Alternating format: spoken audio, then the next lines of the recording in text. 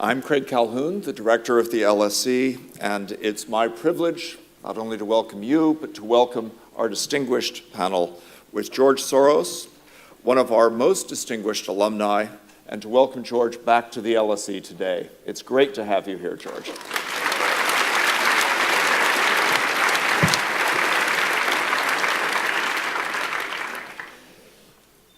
It's a pleasure also to welcome those who are watching this event online, as we have a full house in the seats, and those who are connecting to the LSE from long distances for the event. I'll keep my remarks brief, as I know you're not here to see me. We've had the pleasure of hosting George Soros at the LSE for events in the past, and we're very pleased that he's decided to make us another visit, this time to mark the publication of a new book, Tragedy of the European Union, Disintegration or Revival. It's a book about how Europe must now choose between economic and political revival or disintegration.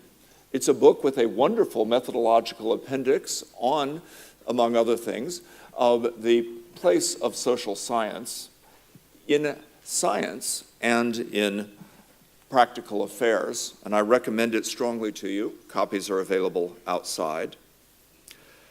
George Soros was born in Budapest. Having survived the Nazi occupation there, he left Hungary soon after the war for Great Britain, where he enrolled at the LSE. George studied for both undergraduate and graduate degrees at the LSE, working with one of the most distinguished faculty ever at the LSE, Professor Karl Popper. You will all know of George's success working in financial markets and the rewards that has brought him and brought the world, because what is inspiring is, among other things, how George has used that success to be a prominent supporter of democratic ideals and causes for more than 30 years. His philanthropic organization, the Open Society Foundations, supports democracy and human rights in over 70 countries. George is also the author of several best-selling books, including The Crash of 2008 and What It Means, The New Paradigm for Financial Markets, and The Bubble of American Supremacy, The Cost of Bush's War in Iraq. I would like to make clear that George's books, aimed at a broader audience, also continue, in some part, his studies at the LSE, and in this new book, among other things, point out that as great as his mentor Karl Popper was, that we can go beyond Karl Popper in certain ways, and George has pressed further on the question of the status of economics than Popper did originally. It is a terrific privilege for the LSE to have you back with us, George. This afternoon's event will see George in conversation with Anatole Kaletsky, who is an award-winning journalist and financial economist who's written since 1976 for The Economist, The Financial Times, and The Times of London before joining Reuters. The discussion will be moderated by Professor Mary Calder, who is not always a moderate, but in this role will be, and who is Professor of Global Governance and Director of the Civil Society and Human Security Research Unit here at LSE. For those Twitter users in the audience, the hashtag for today's event is #LSESoros. As usual, after the discussion, there will be a chance for you to put your questions to our speakers. But for now, please join me again in welcoming George Soros and Anatole Kaletsky to the LSE.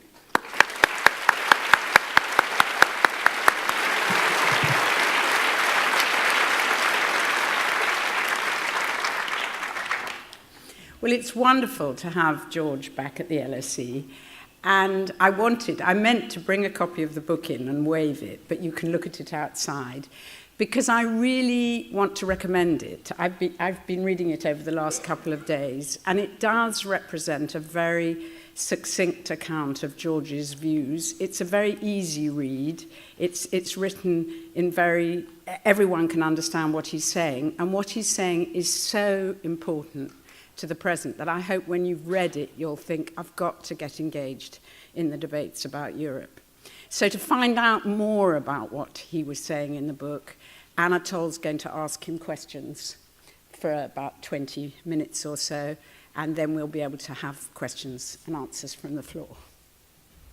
Okay, well, thank you very much, Mary, and thank you again also for me for all being here. We want to talk mostly, I suppose, about the subject of the book, Europe and the euro and so on, but with all the other things that are going on in the world and in Europe in particular over the last few weeks, I think people would be very disappointed if we didn't touch on the more dramatic events that are going on in the East as well. So we certainly ought to discuss Ukraine and Russia, and also, I think, Britain's relationship to all this, to Europe, to the EU, and that debate. But let's begin with the subject of the book and the issue that, at least until the last few weeks, has preoccupied us all almost to the point of obsession, the euro crisis. Now, when we look at the euro crisis from today, as opposed to the vantage point of 3 or 4 months ago, even when you were writing this book, it does appear that although perhaps the crisis has not been resolved, it's been managed. The worst seems to be over. The euro has not broken up, and crucially, it's being managed without many of the measures that you and many people like yourself, and including me, have suggested. They haven't introduced euro bonds. They haven't created a transfer union. The Germans, who are the kind of key actors in your book, the benign hegemons of Europe, have not really deviated from their position of tough love to the debtor countries. And yet, Spain and Italy are now paying interest rates that are at all-time lows. It appears that the euro has been saved. So have they perhaps proved that the German approach, the Merkel tough love approach, was the right one after all? No, I disagree with that because the euro is here to stay. But that creates a real problem for the European Union. The euro crisis has already transformed the European Union from what it was originally intended into something radically different. The original intention was to form a union of equal and sovereign states that believe and are dedicated to the principles of an open society and were willing to sacrifice a part of their sovereignty for the common good. And the euro crisis has already transformed it into something very different, which is basically a relationship between creditors and debtors, in which the debtors have difficulties in meeting their obligations, and that puts the creditors in charge. And that divides the European Union into two classes of members. And the relationship between them is neither voluntary nor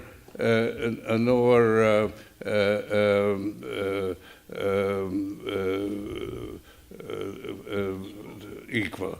And so you're saying that this is not just a financial relationship of inequality, this has become a power relationship of inequality. That's right. And I mean, to go to an extreme, you could describe today the euro arrangements a debtor's prison from which they can't escape. Is that something that is recognized to some extent by the markets? Nevertheless, it seems that from the financial and economic standpoint, it's perhaps not a satisfactory equilibrium, but it has become a stable equilibrium, or is that too complacent?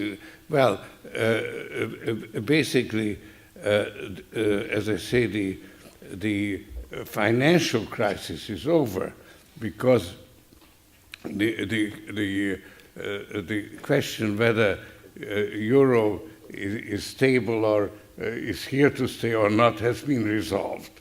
It's definitely here to stay as long as the European Union is here, which is not necessarily forever. But within that situation, the original purpose of the euro is European Union are lost. Given, though, that there is no longer the financial pressure on the euro and the threat of an imminent euro breakdown, what is the incentive, if any, for the leadership of Europe, and I guess particularly for the leadership of Germany, to change anything? Yeah. Well, I mean, there has already been a modification in the German attitude, because the policies that Germany has been imposing on Eurozone, the policy of austerity, was counterproductive, and it made the situation of the debtor countries worse. And they have actually more or less tacitly acknowledged that, and they have stopped pushing the debtor countries under the water, and therefore they're getting some oxygen, and they're beginning to breathe. And that's what you see in the financial markets. And so the Eurozone as a whole has hit bottom. And when you hit bottom, you have a natural rebound in the financial markets. Mm-hmm. And that's what has happened in the last few months and is continuing.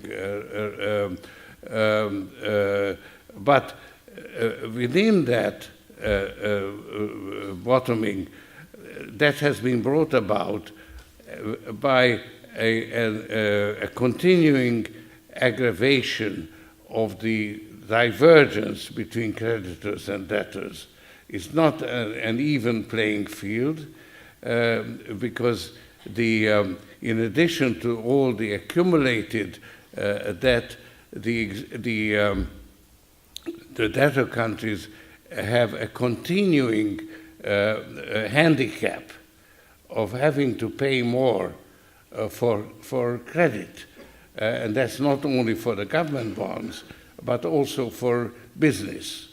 And that is a serious, I mean, it's not a very big gap, and it has narrowed. So in that sense, there's been some relief. But it's still an ongoing additional burden that they have to absorb every year. And that is therefore, in your view, going to continue to widen the gap between the more successful and the struggling countries, whereas previously the history of Europe was a convergence, we're now into a divergence phase. And you can see how what the bottom is, how the stability is achieved by Germany moving ahead, and let's say Italy falling less than Germany is rising, and that's how you get the evening out. But for Europe as a whole, as you've said, the situation seems to have stabilized, and yet in a number of the articles you've written recently, you've predicted very firmly an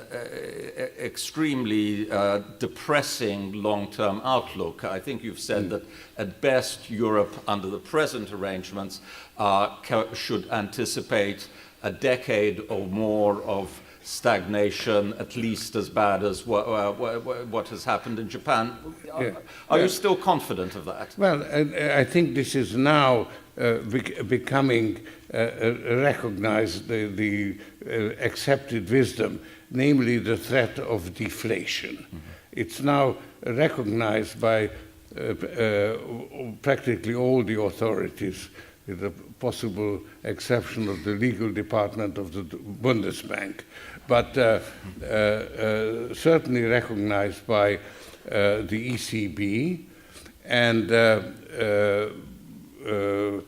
it's expected that something has to be done. But so the problem is recognized, but actually a solution hasn't been found. The solution that the other central banks found was quantitative easing, and so everybody expects that the ECB may also be moving in there. But actually, the problem in the Eurozone is different from what it was in let's say, in the United States, because the ECB has been very successful in pumping money into the banking system. But the money doesn't go from the banking system into the real economy. The banking system is currently not functioning as an efficient transmission mechanism. And that's because the banks haven't yet been, let's say, the balance sheets haven't been cleaned up. They are lagging in that respect, both behind Britain and the United States. And now they are facing asset quality review and then a stress test. And for a bank to have to sell additional shares at a discount from asset value is a dilution for the shareholders, and therefore their first objective is to avoid that. And that means that they are trying to gather all the equity they can get hold of to pass the stress test. So they're still trapped in a vicious circle, but this is something that Mario Draghi has talked about a lot himself, as the failure of the transmission mechanism. Do you think there's a prospect that this transmission mechanism is on the way to being repaired, which is what the ECB would like us to believe? And in that case, is the problem actually going to be resolved? And can Europe look forward to a different outlook? Well, I think as I say, the problem is understood, and the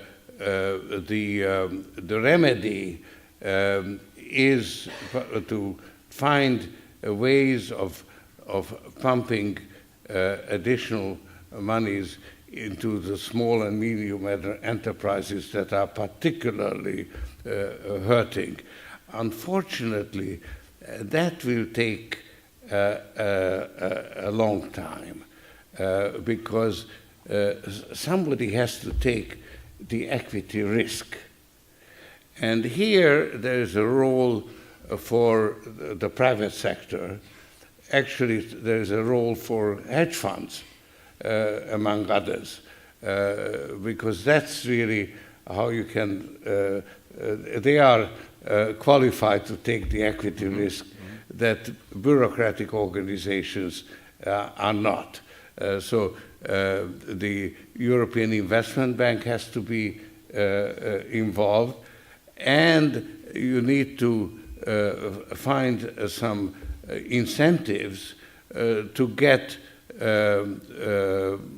equity investors involved by giving them additional credit, concessional credit facilities. And these are the kind of changes that might well be acceptable to some of the political leadership in Europe and even in Germany. But I wanted to just step back now to the relationship between these financial and economic problems and the politics, which is what a lot of your book is about.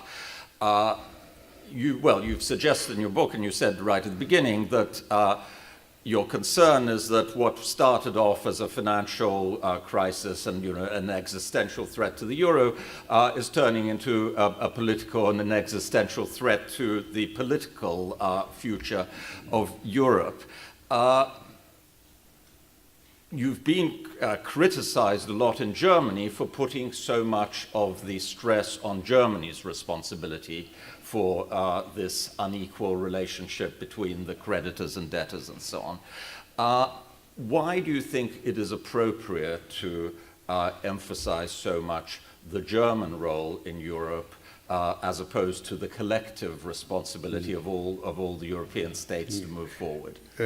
Well, I'd like to distinguish between blame and responsibility, because I think the responsibility is on Germany, but I'm not really blaming them because they don't themselves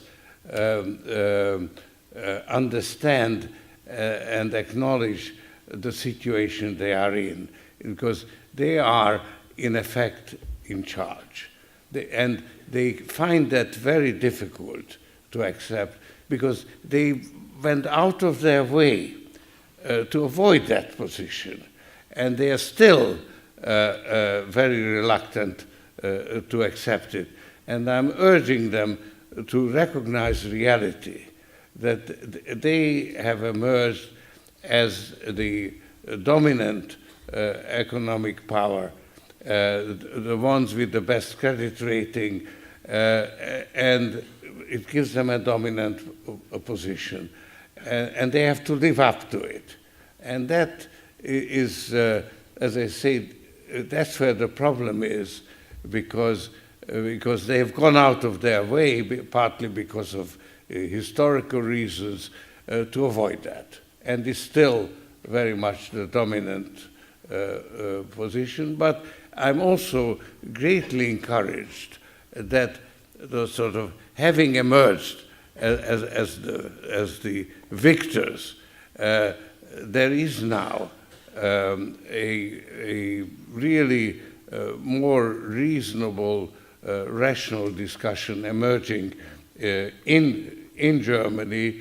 There are various groups that are coming forward with various ideas to correct the situation. So I'm hopeful of a reasoned discussion now, and I'm also rather optimistic that the book comes at a time when the public is more ready for it than it was in the past. Well, the other thing that makes the public, certainly I would think in Germany and Central Europe, even more than in Britain, is forcing them to think again about the political relationships in Europe is, of course, what's going on in the East. So let's just shift to that for a few minutes before we bring Mary into it. Do you think that, to some extent paradoxically, the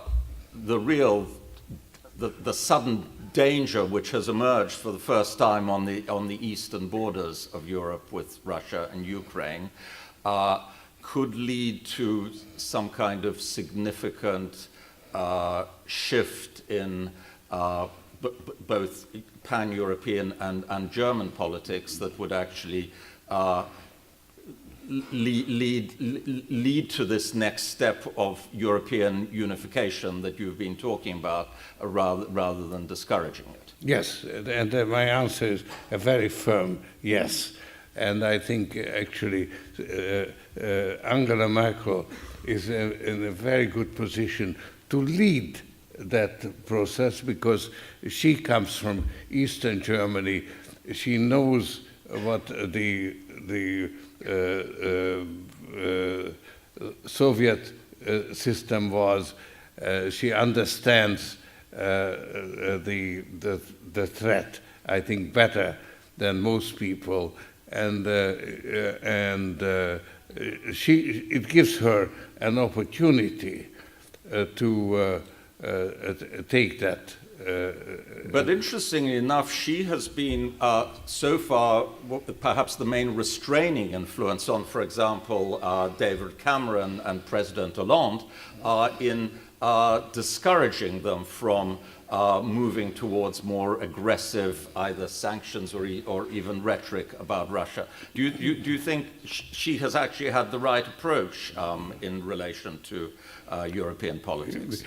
I will not answer that question because I have not been. I was in Asia, okay, and I didn't follow it on a blow-by-blow basis as I did up till 2 weeks ago. So, but generally speaking, I think talk about sanctions, we have to be very, very careful.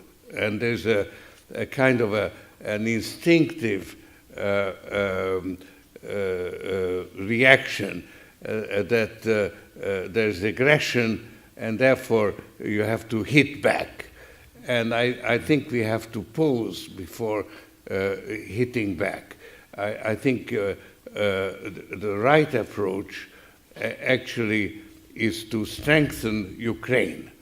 And that requires actually a positive approach towards Ukraine. There is a package coming together to make up the hole that Russia was going to fill. And I think the IMF, under the leadership of the IMF, the financial authorities... This is the $15 billion. $15 billion, let's say, that you need. But that's not enough, because there has to be a positive support for Ukraine, particularly because you can expect beyond the military threat, which is a very serious one, also continued economic pressure from Russia, because for Putin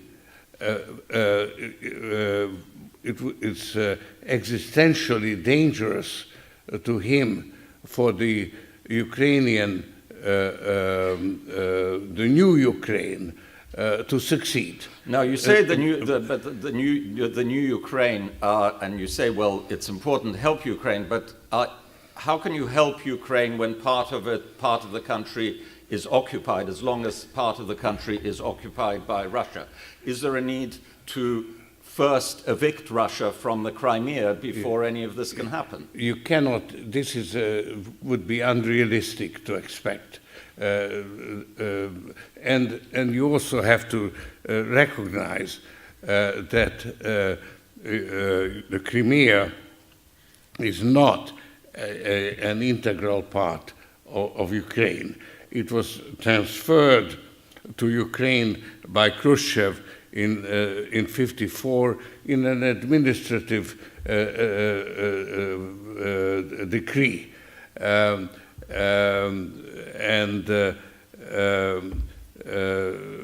It's Ukraine. Russia has really vital military, historical, etc. claims on Crimea.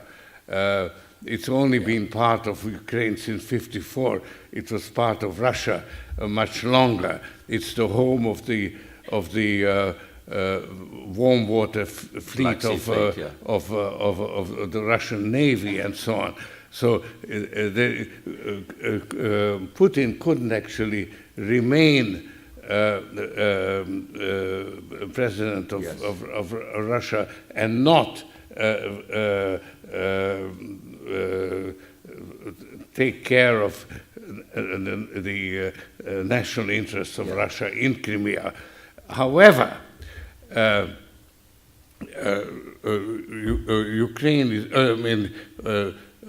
Russia is also a signatory to the Budapest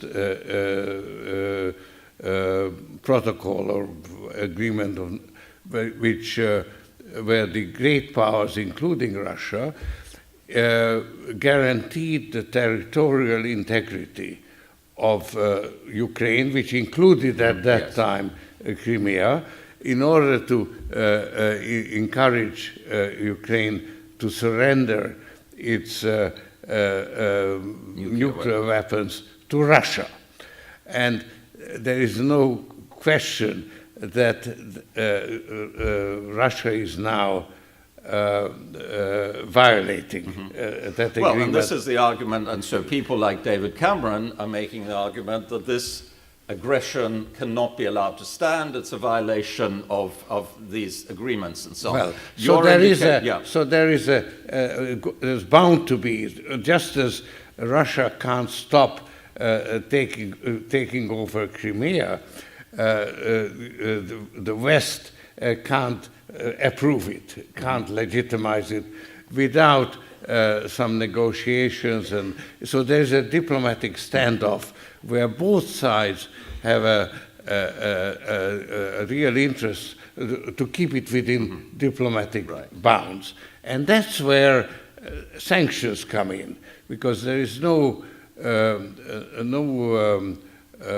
chance of a military protection. There's the military forces underground are in Russia's favor. There's no way for the West to intervene militarily.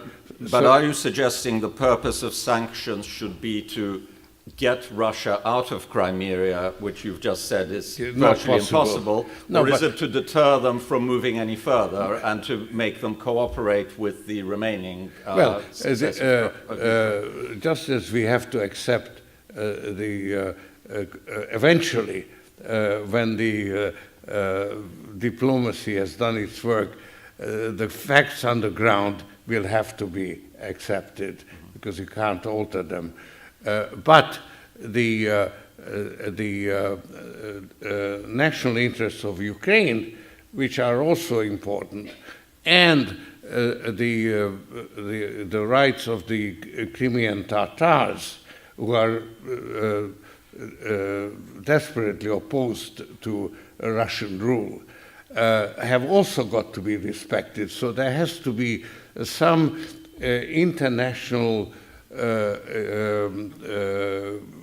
presence protecting those interests. But you do see from this little very brief conversation, we've only talked about it for 5 minutes. Lavrov and Kerry talk about it for hours and hours. There does seem to be the potential for a negotiated solution, one that recognizes, if you like, as you said, the existential interest of Putin he cannot withdraw from Crimea without essentially giving up, but equally the existential interests of the West in preserving the rest of Ukraine as a viable body. Yes, but there is, in addition to the occupation of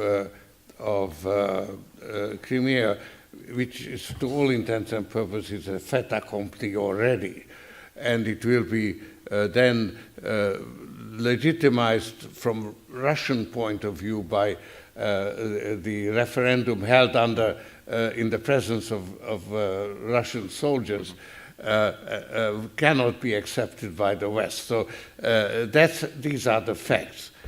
But there's also, if there isn't a credible counter force, then there's a real danger of that military force being used in the rest of Ukraine. And the Ukrainian forces will have great difficulty to resist that. And that's where the sanctions have to come in. And sanctions work as a deterrent. So I think other than, let's say, some symbolic use of the existing sanction possibilities like the Magnitsky Act, which would be a symbolic kind of thing, it should be kept in reserve. And I think it could be it is a very valid and strong deterrent. However, you have to reflect a little bit of what kind of sanctions, because the talk of having sanctions on Russian assets outside Europe would be what I would describe technically as stupid sanctions, as opposed to smart sanctions, because it's the exact opposite of what is needed. Because the weakness of the Russian economy is that there is an ongoing flight of capital. The oligarchs have no confidence in the Russian economy because there is no rule of law. And therefore, they send their profits and their children abroad. And that's the drain. I think there must be a few of them here among you, and welcome.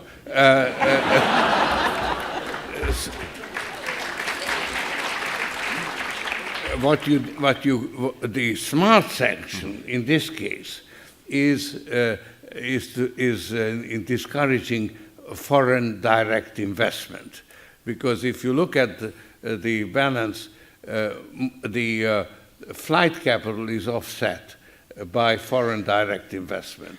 But if you allow the flight capital to continue and is bound to actually rise, and you discourage foreign direct investment, then Russia, which is already a very weak economy,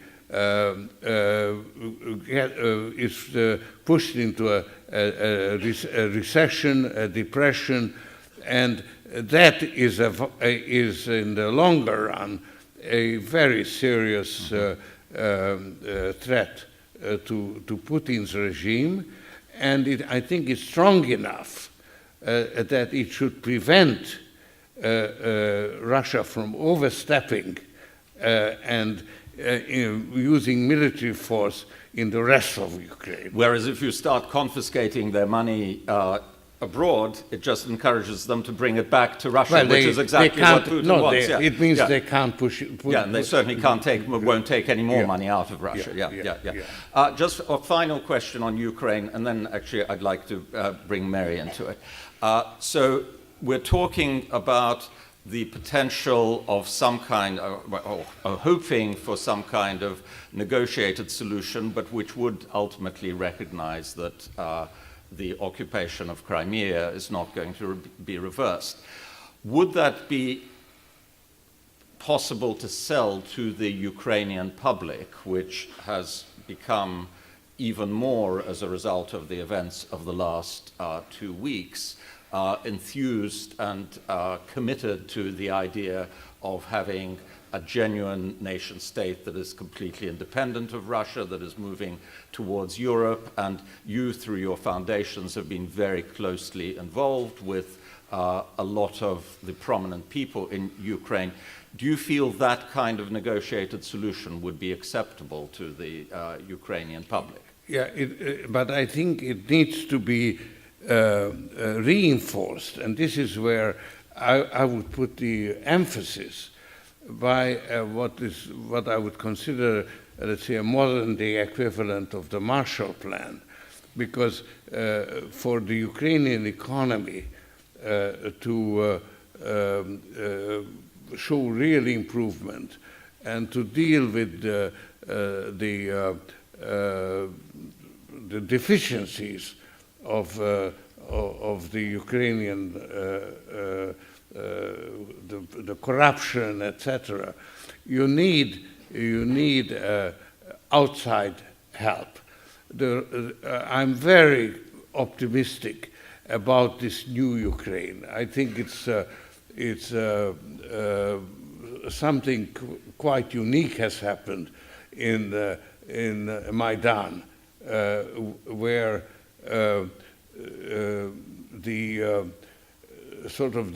the identity the European identity of Ukraine was established.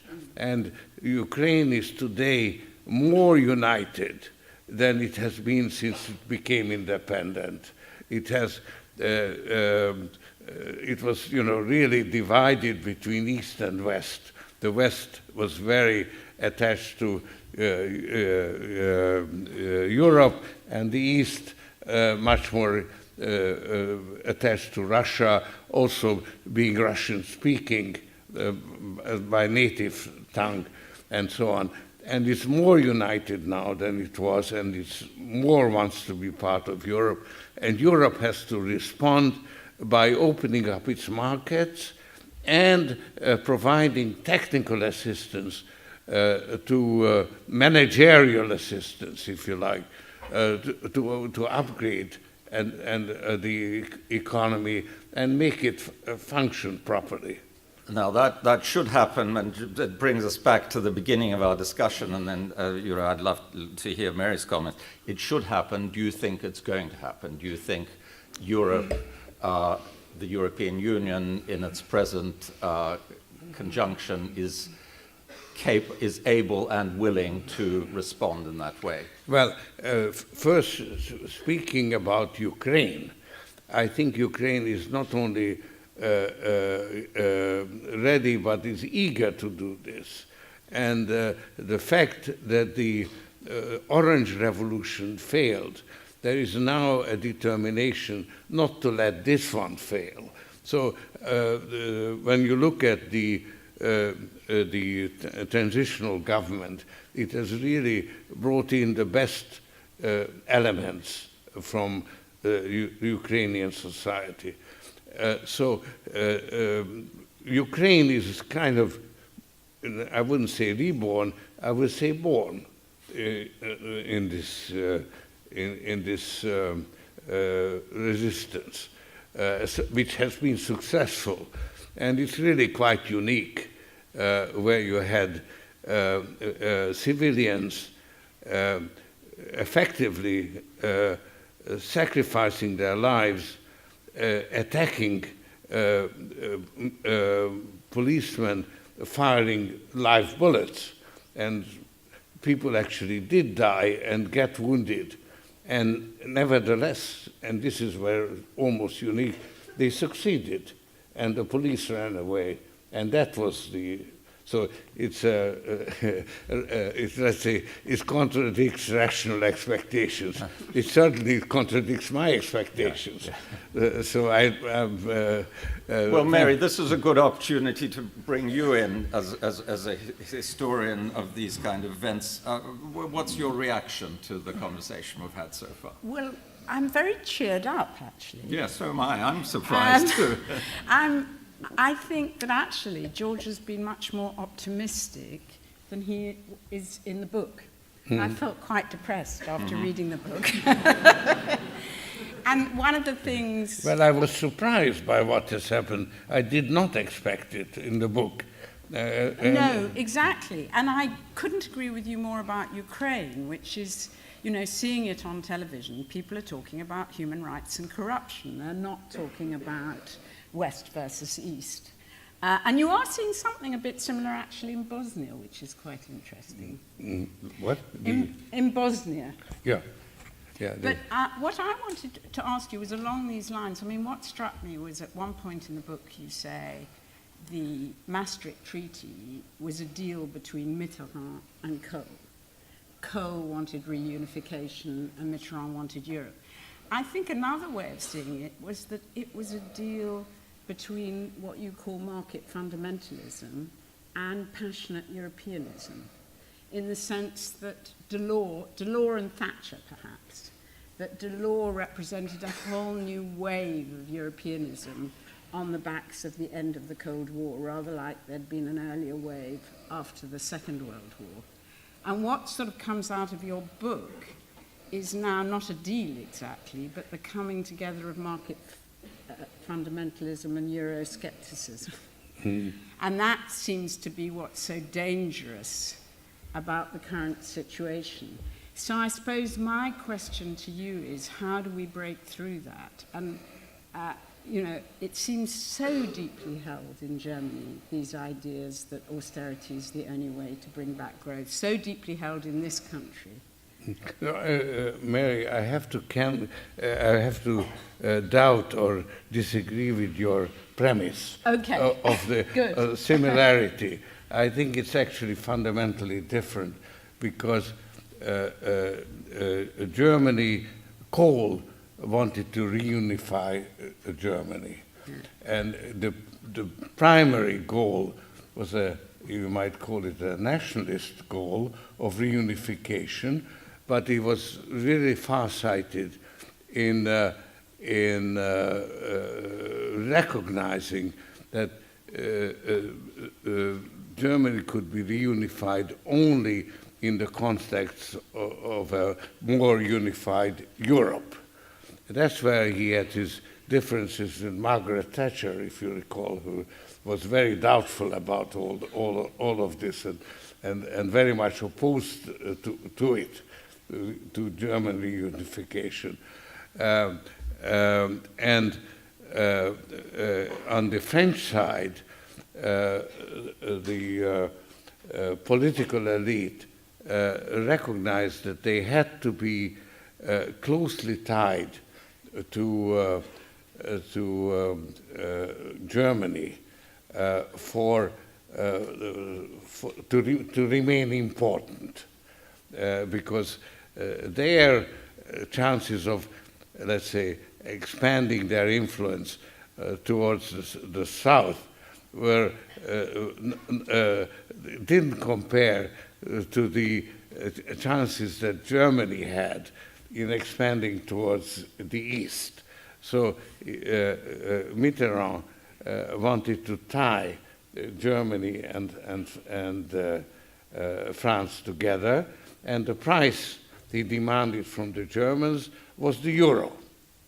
And Germany was willing to sacrifice the Deutschmark, one of its pride and joy, for the sake of reunification.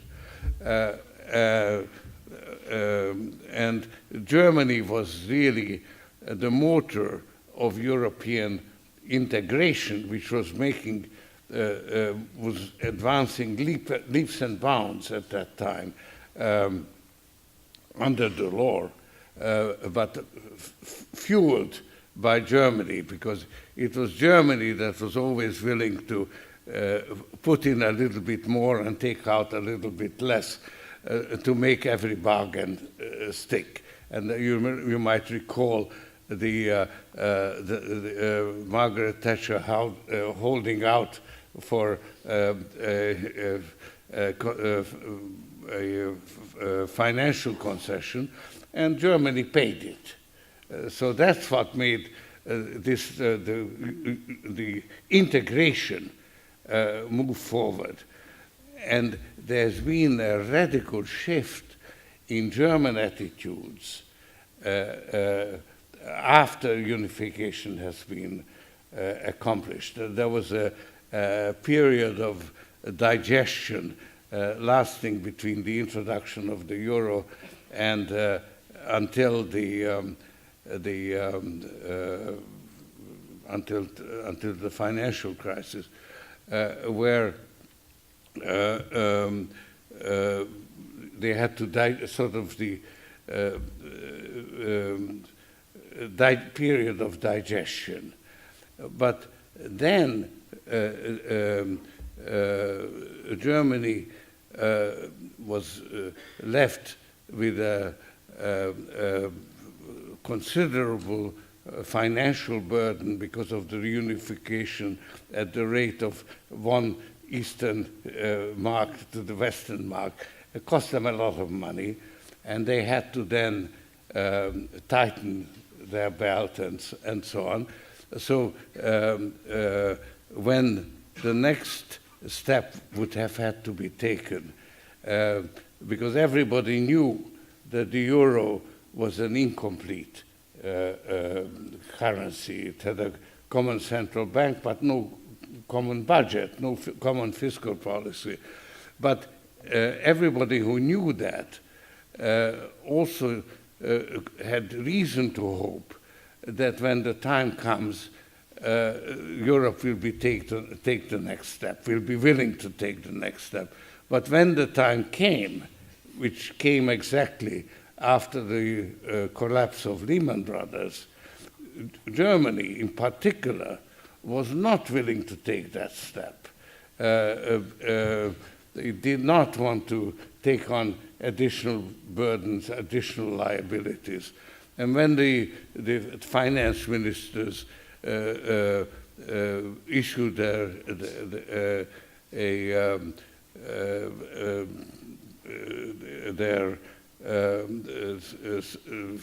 sort of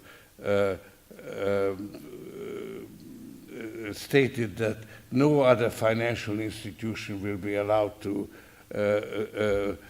go bankrupt, which reassured the markets. A week later,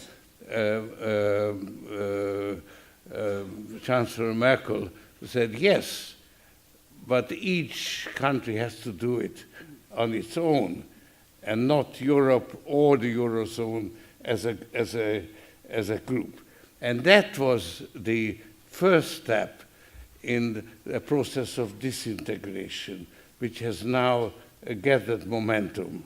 And if Britain were to leave the euro, that would be a major additional step in disintegration. So we are now in a process of disintegration. Well, and I think that's where a European Marshall Plan for Ukraine could reverse that trend. That would be another step towards cooperation, European cooperation, and solidarity, and all the things that Europe was supposed to stand for, giving the Ukrainian a hands up, which they a leg up rather, in a situation where they want to move towards Europe, but they do need that helping hand. Yeah, well, I do fundamentally agree with you, and I see that as the problem. But it seems to me that for the last 20 years, since the end of the Cold War and since Maastricht, Europe, in many people's eyes, has been associated with the single market rather than with the ideal of coming together as a right there. continent. Yes. And that was really what I was referring to, and saying, is Ukraine going to be enough to overcome what looks like a wave of Euroscepticism in this country, but in many other countries? And can Germany, is it too late for Germany to reverse that disintegrative trend? No, I think, as I say, Ukraine is the opportunity for Germany to take the lead in that direction. And in the case of Britain, I think it's also a decision time. It's not, Britain should not be arguing whether to leave or not to leave, but should re-engage in a European Union which is in a mess. And it does need the engagement of all the parties. And I think it is also in not only Britain's interest, but the European Union's interest that Britain should remain party to it.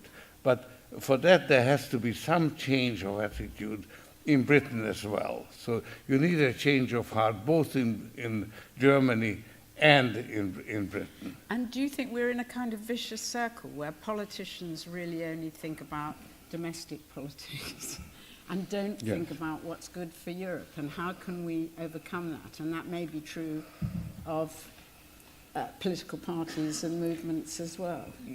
Yeah, I mean, I think, look, the idea of Britain leaving Europe would be a terrible mistake for Britain. But I think I can leave it to the British business community, and particularly to the multinationals that have established themselves in Britain as an entry point into the common market, to explain to the British public what they have to lose if they leave Europe, namely jobs. And I think that should be enough. But including in this university, we benefit from research grants and well, that's Now, I'm longing to talk more, but I think we should open the floor to questions. So I'm looking around for people who want to ask a question. I can see Edward Mortimer. Do I need a microphone? I think you do, and I think somebody will come and give it to you. I would just like to ask George Soros whether he doesn't feel that the persuasive argument that he made for accepting the Russian fait accompli in the Crimea is uncomfortably similar to arguments that were made for conceding Sudetenland to Germany in the 1930s. Yes. There is a superficial similarity, but Sudetenland was the first in and there should not be in this case any further concession. I don't think that that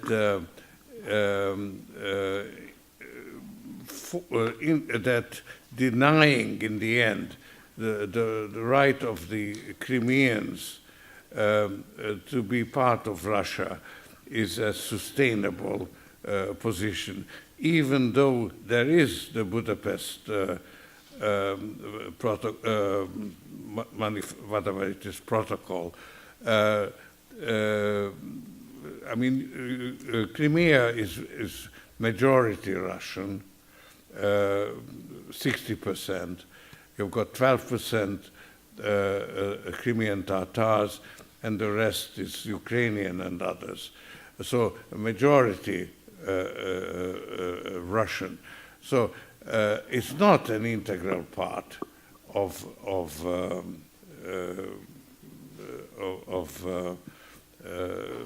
Ukraine.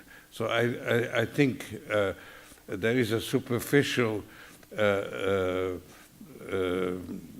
similarity in sort of giving in to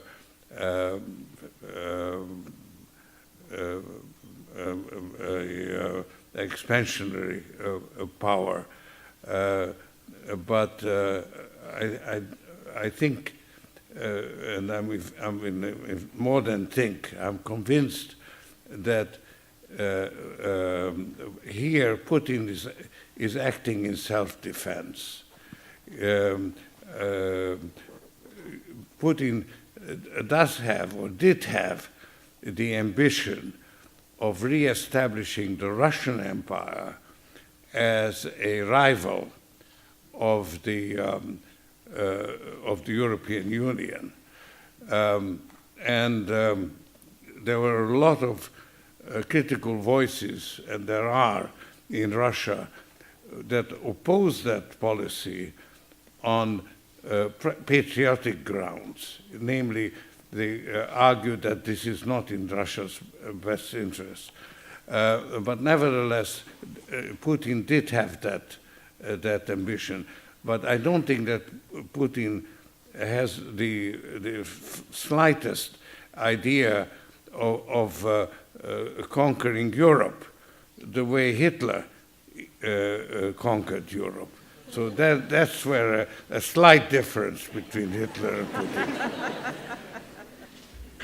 Okay, I think what I'm going to do this time is to take 3 at a time. I don't like that. Oh, you don't like that? No, because Okay. I forget. I just thought I it would forget get- I I thought we would get more people in, but in that case I won't do that, and I will take this lady here at the front. I always have a principle of taking women first. Sorry about that. I am Dora Polgar and I'm president of the Hungarian Society at the LSE. So I would like to ask you what you think about long-term prospects of Hungary with respect to economic growth. Thank you.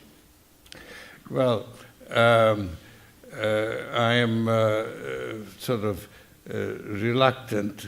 Here, I will exercise a little bit of self-censorship, frankly, because I have a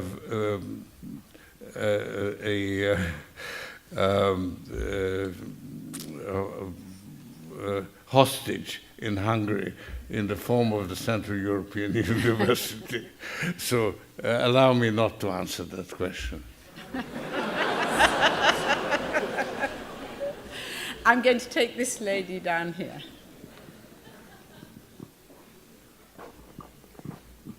Good afternoon, Mr. Soros. My name is Denise Becerra. I'm actually coming on behalf of Semana Económica. It's a business magazine in Peru.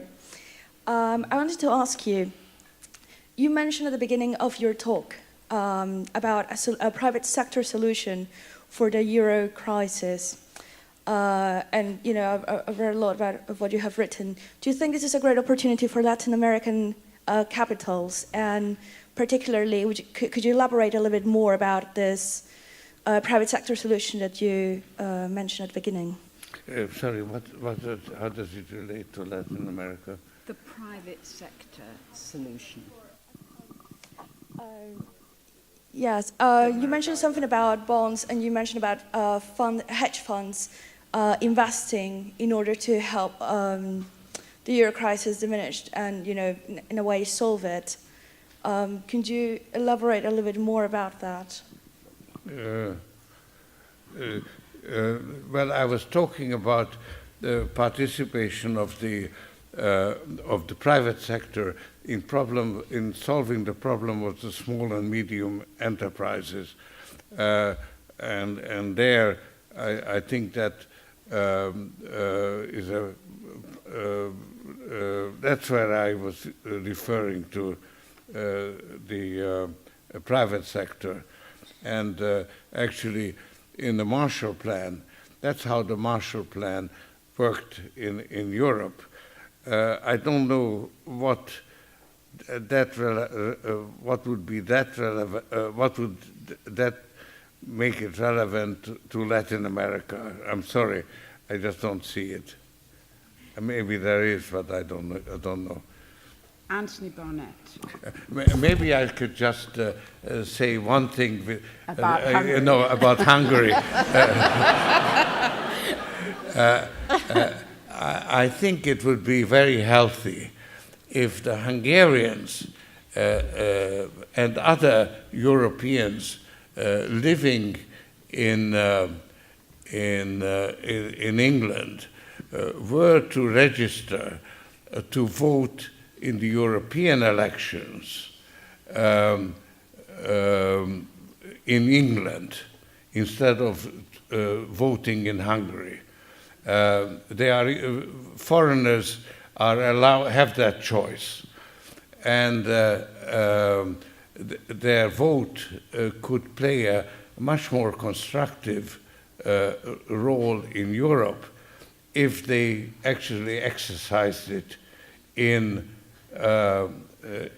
England, because there are 2.7 million Europeans living in England, and if a significant part of them voted in England, it would actually outweigh UKIP. And the whole voting in the European Union, in the European parliamentary elections would be transformed And I think that the attitude of the Conservative Party would be changed. And there's a real danger now of anti-European forces becoming a very major element in the European Parliament. And I think a vote in England would make a big difference. So I would encourage Hungarians and others to vote in England. I think that's a fantastic idea, and maybe the Hungarian Society can start a registration drive. Hi,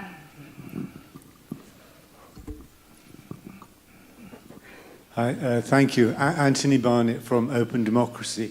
Thank you for a very stimulating discussion. I think it was about 18 months ago, George, that you put the idea forward that Germany should leave the euro, which is I thought is a very surprising and a very creative idea. I take it from what you're now saying that you don't think it will. But have you now changed your mind? Do you think it shouldn't? And do you think, therefore, that Germany is really now committed to a course of assisting the debtor countries? Or are you just hoping that?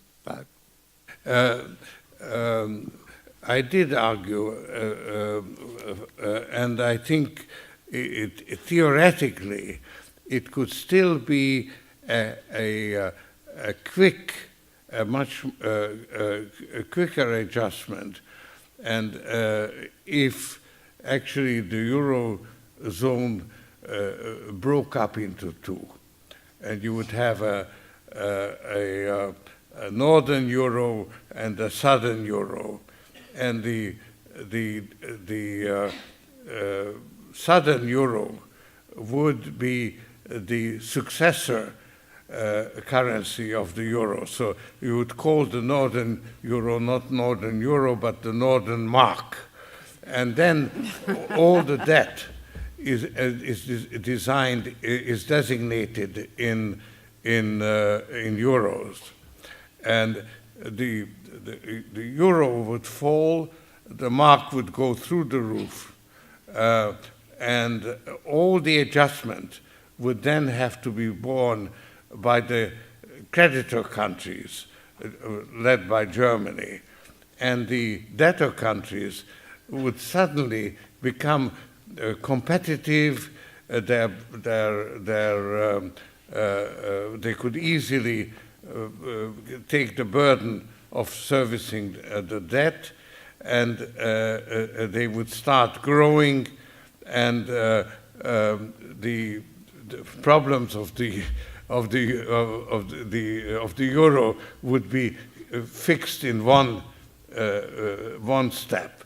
That still remains an option, but it's a very difficult one and a risky one, and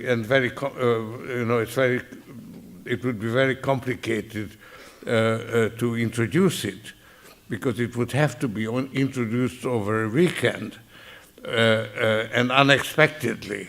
And who is going to prepare it without it leaking?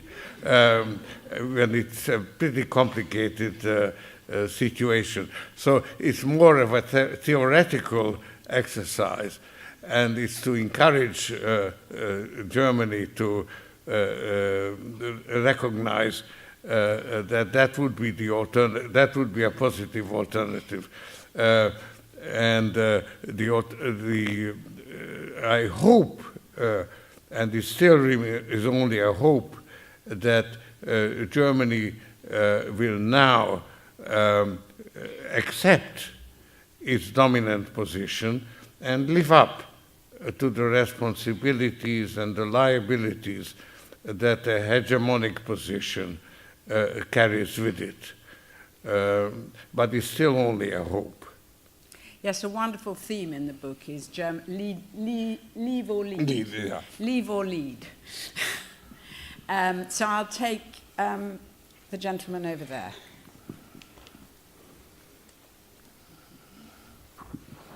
Thank you. My name is John Evans. I'm an ancient alumni of the school, and I was taught by some of the greats of international relations a long time ago.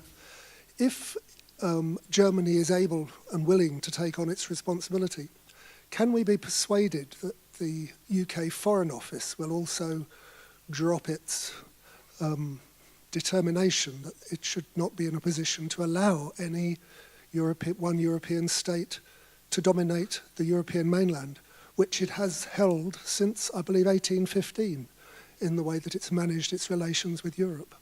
I didn't quite, but... The English traditional policy of divide and rule. Yeah. Well, Europe should never be united. Well, actually, another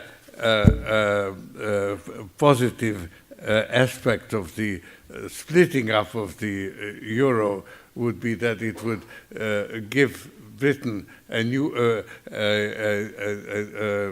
renewed chance to exercise its historic role as the arbiter that one sides with one side and at other times with the other. So actually, it has considerable theoretical attractions, that solution, but the practicalities are against it, and mainly the difficulty of actually arranging an orderly breakup with all the complications and plan it out in advance and then drop it one weekend on a unsuspecting public. That's technically impossible.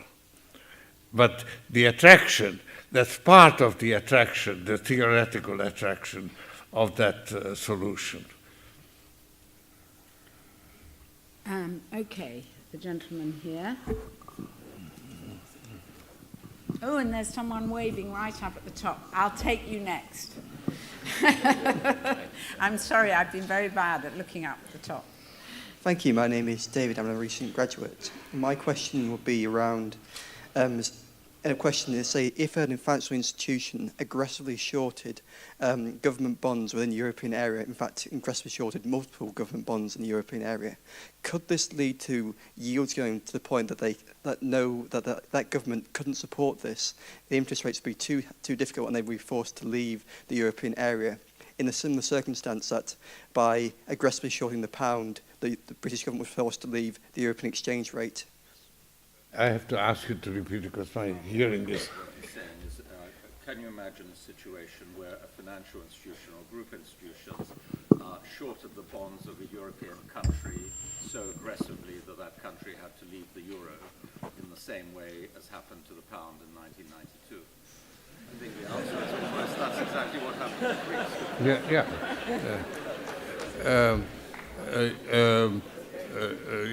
Yes, I mean, that's what was threatening, but I think now with the stabilization of the situation, it's not currently in the cards, but it could actually, under certain circumstances, recur in the future. So it's you see, this is something that is still not recognized. This structural flaw in the euro, which is that by transferring the right to print money, the member countries have effectively borrowed in a foreign currency. And when you have debts in a foreign currency, you may be forced into default. If you borrow in your own currency, the possibility of default is practically eliminated because you can always print money and pay the interest and pay back the debt. So as long as you borrow in your own currency, there is no risk of default. But if you borrow in a foreign currency, then you run the risk of default. And this fact was not recognized either by the markets or by the authorities. So the Maastricht Treaty declared government bonds to be riskless, and the financial authorities allowed commercial banks to own government bonds without reserving any capital. And the European Central Bank was willing to accept government bonds at par at the discount window. And that's what encouraged the commercial banks to buy the government bonds of the weakest countries, the weaker countries, which paid a few extra basis points of interest because they were weak. And so the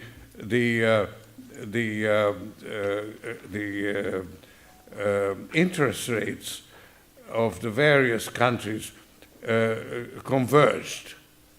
And that actually led the economic performance to diverge. So that's the history of how the euro crisis developed. And the irony is that effectively the introduction of the euro put the heavily indebted countries into the position of a third world country that's borrowed in a foreign currency. But no third world country could have borrowed, let's say, 200% of its GDP in a foreign currency. The maximum he could have borrowed would have been maybe 20-30%, because no bank would lend you at reasonable rates more than that. So this is the trap that the Eurozone fell into. And that's a fact that even today is not really understood. But that's the structural flaw of the euro, which could have been corrected when the problem arose, if at that time all the debt had been converted into Eurobonds. Okay, I'm going to take the person who was waving the torch at the top.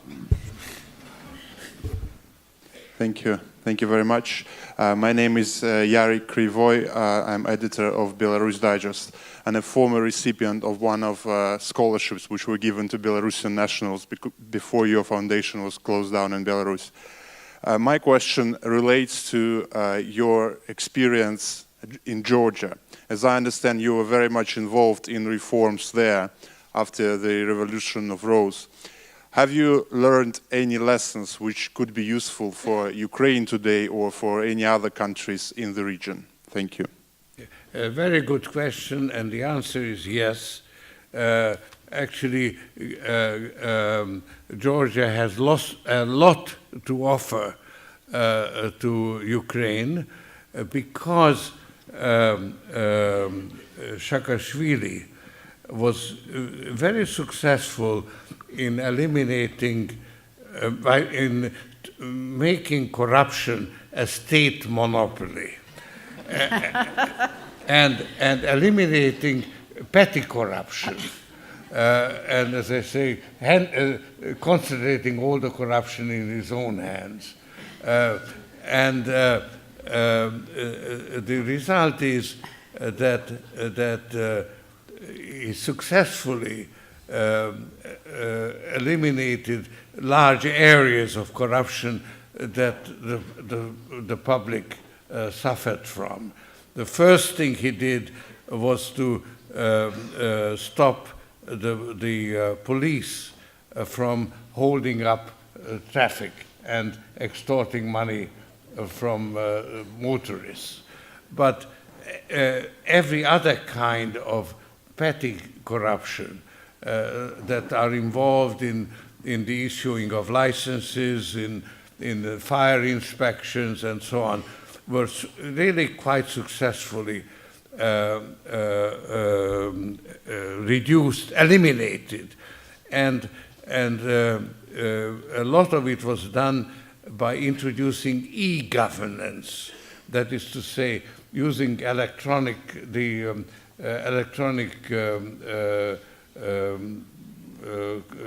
internet for issuing a lot of licenses,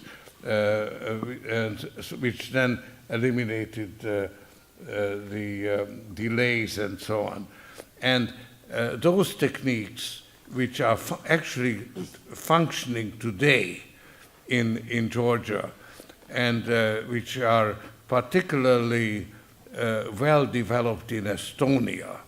So a combination of Estonian technical expertise in e-governance, because Estonia happens to be the most advanced country in the world in e-governance. Let's say all the taxes are paid through the internet and so on. And the Georgian experience of eliminating petty corruption could make a tremendous difference in Ukraine and really reinforce the desire for change. That's really interesting. The lady just here. Thank you. Hello, George. Good to see you. Looking at the situation in Ukraine, who do you think will take the leadership role there going forward?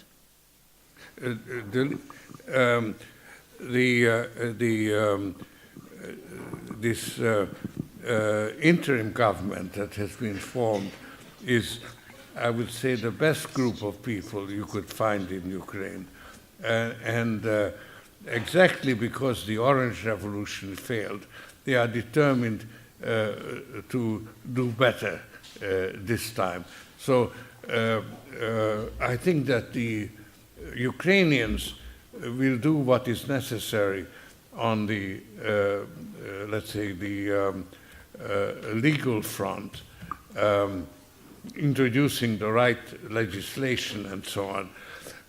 Where they will need help is in implementation, because they don't have the management skills in particular. And so that's where help from the outside is needed. There and in opening up markets. And then I think also financial support for investment in Ukraine, which would make it possible for European companies to set up subsidiaries in Ukraine, could really make a difference. And in fact, that's what's needed to build on the momentum that there is at the moment for reform. I think we've got, okay, I'll let one more person, just you there. I was surprised. Thank you very much. I thought I'll never get the chance. I am possibly the first non-European to question Mr. Soros. Oh, all right. Forgive me for that. All right, Asian. Well, Mr. Soros, I would want to ask you something unconventional. I'm sure everyone is very intrigued to know more about Europe from you. However, I would like your view in the form of an advice for us students sitting here, knowing a bit about you and your experience. What I would like to learn from you is the fact that how did you develop your political acuity, and what would you want us students to be mindful of while embarking on our own journeys in life throughout, and play our own key roles as you have done your duty in the European context. Thank you very much. And was it your experience, sorry, was it your experience which led you to this? I mean, having seen through the realities of life at a young age, or was it your theoretical and empirical research which led you to this path? Thank you very much. Well, it's very clearly, I think, practical life experience, which then led to my developing the conceptual framework, which is also actually summed up quite reasonably well, I think, in the appendix of the book. But I think it's really very much the philosophy is very much a consequence of the experience of growing up in Hungary and experiencing Nazi occupation and then Soviet occupation, and it really makes you very much aware how important it is, what kind of political system prevails. So, and particularly sort of the idea of far from equilibrium conditions comes from my personal experience of living through those regimes. Well, that is a wonderful note, I think, and very important note to take away and to end on. I just wanted to make one plea to everybody, which is that one of George's many initiatives, there's so much we could have continued to talk about. We didn't talk about China, for instance, and we'll have to have him back to have many other discussions. But one of the things he's supporting is action to end the war in Syria. And there will be a vigil this evening between 6 and 7 in Trafalgar Square, organized by Crisis Action, and they've produced a video which you can look at on withsyria.com. So if nobody has anything else to do this afternoon, pop along to Trafalgar Square and support this initiative. I wholeheartedly endorse it. I knew George would. So all that remains for me to say, this was a fascinating conversation, and I wish it could go on and on and on. I see a Chinese person wanting to ask a question, but I think we've got to the very end, unfortunately. So many, many thanks, and we hope to see you again very soon.